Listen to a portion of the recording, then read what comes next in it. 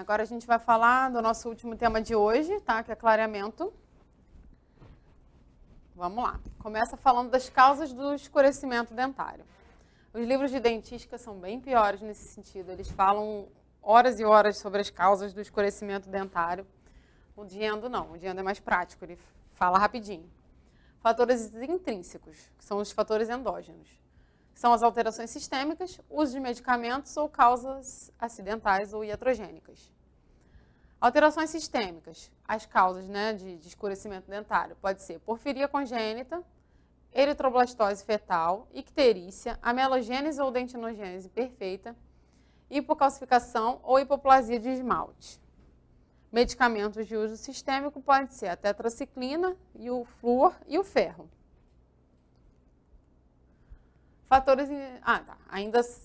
Ainda em fatores intrínsecos.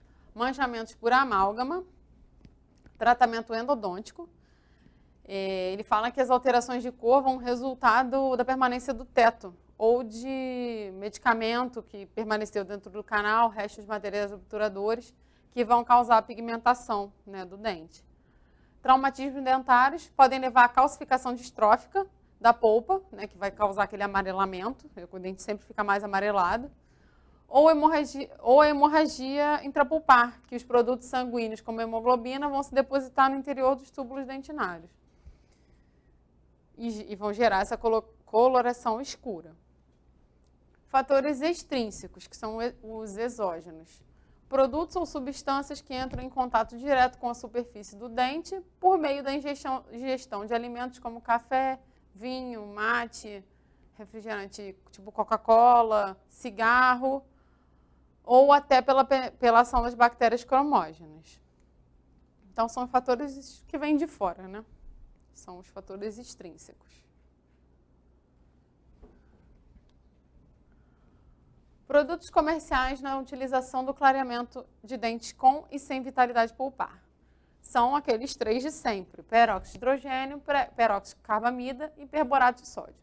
O perborato de sódio é utilizado no clareamento interno, enquanto o peróxido de hidrogênio e o carbamida são aqueles mais utilizados no clareamento comum, clareamento externo.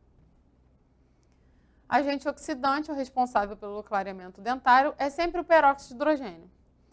Por quê? Uma vez que o peróxido de carbamida, ao se degradar, vai produzir ureia e peróxido de hidrogênio.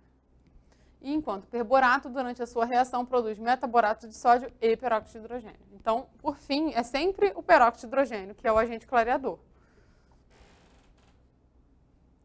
O que é o peróxido de hidrogênio? Ele é transparente, tem aparência de água e odor característico. Não é inflamável, é miscível em água em todas as proporções e geralmente é vendido como solução aquosa em concentrações entre 20% e 60%.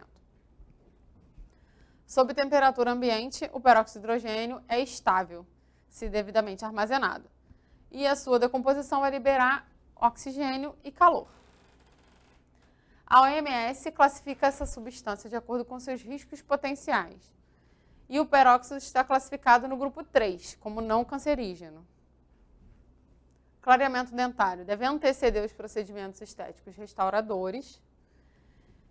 E o clareamento ele é eficaz na pigmentação intrínseca ou extrínseca adquiridas durante o envelhecimento, ou ainda em escurecimentos provocados pela terapia endodôntica. Para o retratamento de dentes tratados endodonticamente, a gente vai utilizar o perborato de sódio associado ou à água destilada, ou a solução fisiológica, ou ao próprio peróxido de hidrogênio, de 3% a 30%. Para o material clareador conseguir remover as manchas intrínsecas, ele tem que penetrar no interior da dentina e do esmalte. O clareamento ele vai ocorrer por uma reação de oxirredução, em que os compostos com anéis de carbono altamente pigmentados são abertos e convertidos em cadeias mais claras na cor, tendo como subproduto dióxido de carbono e água. Efeitos dos agentes clareadores sobre a polpa, ou seja, aquele clareamento comum, o clareamento externo, e o dente com polpa bio. Os agentes clareadores vão causar danos à polpa em razão da capacidade do peróxido de hidrogênio de penetrar nos tecidos duros dentais, atravessar esses tecidos e atingir a polpa. A penetração do agente clareador nos tecidos é proporcional à concentração e ao tempo de aplicação do produto. Ao baixo peso molecular dos peróxidos, ou seja, o baixo peso molecular significa que a molécula é pequenininha, então ela vai conseguir se difundir, vai conseguir atravessar os túbulos, vai conseguir chegar até a polpa. Devido também à permeabilidade do esmalte da dentina, a ação química dos clareadores, do calor e da ativação do clareador, a ausência ou presença de restaurações e as características estruturais e morfológicas dos dentes. Ou seja, um dente, por exemplo, com uma trinca, vai favorecer a penetração desse agente clareador, né? Às vezes uma trinca que a gente não vê. Os efeitos dos clareadores incluem um aumento da temperatura intrapulpar, reação inflamatória leve e reversível, sensibilidade pós-operatória, podendo levar a danos pulpares severos, potencial irreversibilidade de acordo com a condição prévia do tecido pulpar. Se for um tecido pulpar que já está levemente alterado, às vezes a gente pode levar a um quadro aí de irreversibilidade. Efeitos dos clareadores no periodonto. Aí ele se refere ao clareamento interno, né? O clareamento não vital, que a gente vai colocar a substância clareadora na câmara pulpar, de dentes tratados endodonticamente, fechar com curativo, né? E como esse agente clareador que está lá no interior do canal, ele vai fazer um efeito sobre o periodonto. O maior efeito é a reabsorção radicular externa. A reabsorção cervical externa, cervical porque ela ocorre na região cervical. Ela é do tipo radicular progressiva de origem inflamatória, indolor, que ocorre na superfície radicular cervical dos dentes, abaixo da inserção epitelial, ou seja, abaixo da onde o tecido mole da gengiva começa a se inserir. O dano ou a deficiência da camada protetora de cemento abaixo da inserção epitelial expõe a superfície dentinária aos osteoclastos, que dão início ao processo de reabsorção dentária. Pode ocorrer em virtude de danos aos tecidos periodontais provocados pelos agentes clareadores e, consequentemente, as bactérias do suco gengival vão estimular e sustentar a resposta inflamatória no nível dessa inserção periodontal. Então, somado a isso, ainda vai ter a ação das bactérias. O aumento dos componentes inorgânicos do cemento após a aplicação dos agentes clareadores, da alteração e do reconhecimento da superfície radicular como corpo estranho pelo sistema imunológico, dos defeitos na junção cemento-esmalte por trauma e dos tipos de junção cemento-esmalte.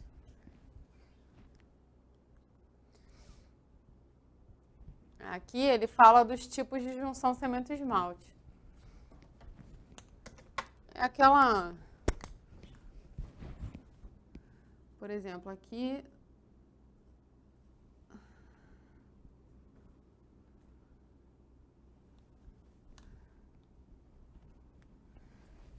Aqui é onde termina a coroa e começa a raiz. Aí ele fala que o cemento toca o esmalte, ou seja, aqui tem o cemento, e aí ele toca o esmalte nessa região aqui, e aí fica um pertinho do outro, né? Um próximo do outro. Outra opção é o cemento recobrindo o esmalte, ou seja, aqui tem mais cemento e ele vem aqui e recobre o esmalte está aqui por baixo. Ou ao contrário, o esmalte...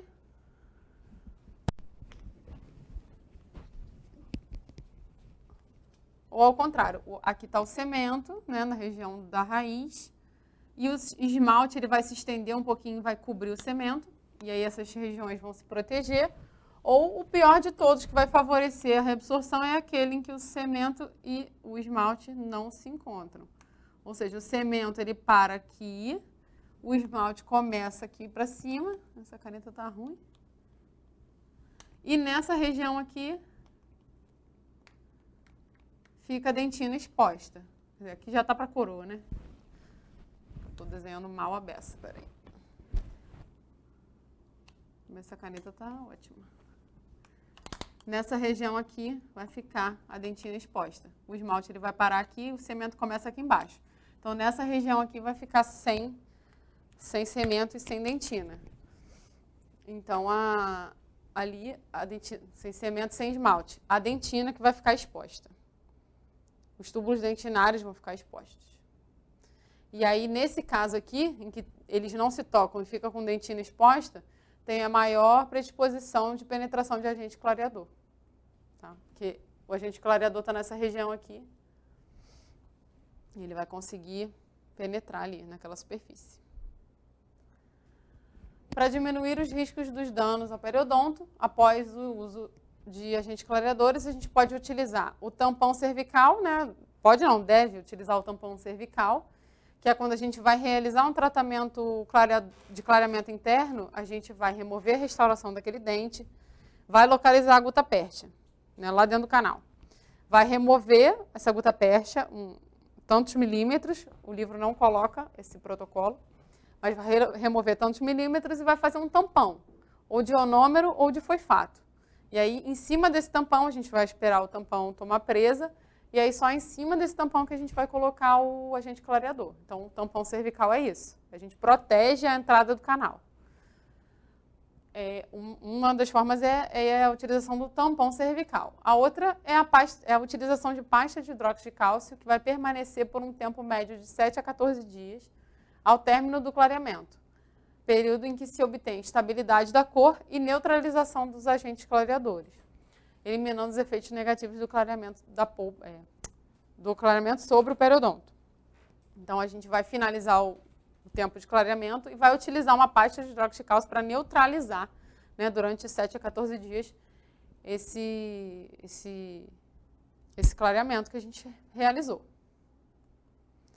Siqueira. Reabsorção radicular quimicamente induzida. Ele usa esse nome. Relatos clínicos têm demonstrado que o clareamento coronário com alta concentração de agentes oxidantes, como o peróxido de hidrogênio de 30% a 35%, pode induzir a reabsorção radicular. E é isso, gente. Finalizamos. Hoje foram vários temas, mas são temas pequenininhos, né? Não tem nenhum capítulo muito gigante, não. Como eu disse, o Siqueira ele não tem um capítulo específico para esses temas. Quem tem é mais o Mário Leonardo e o Machado. Então, eu coloquei tudo que eu achei importante. Mas, vamos ver o que pode cair disso aí. Não são livros que costumavam cair em concurso, né? Só o Siqueira, mas Mário Leonardo e Machado não costumavam cair em concurso. Eu nunca fiz um concurso com esses livros, né? Então, difícil achar questão sobre esses temas. Porque o Siqueira não tem nem o Cohen, nem o Siqueira. Não costumam muito falar desses temas. Então, achar questão sobre esses temas é difícil. De clareamento, de laser. Né? Não são temas fáceis de achar questão. Mas eu coloquei algumas questõezinhas que eu achei na apostila. Eu vou tentar procurar mais. E aí, na próxima aula, a gente vai voltar já com outros temas, tá? É isso, obrigada pela atenção de vocês. Qualquer coisa, pode mandar mensagem, dúvidas que eu respondo, tá bom, gente? Obrigada.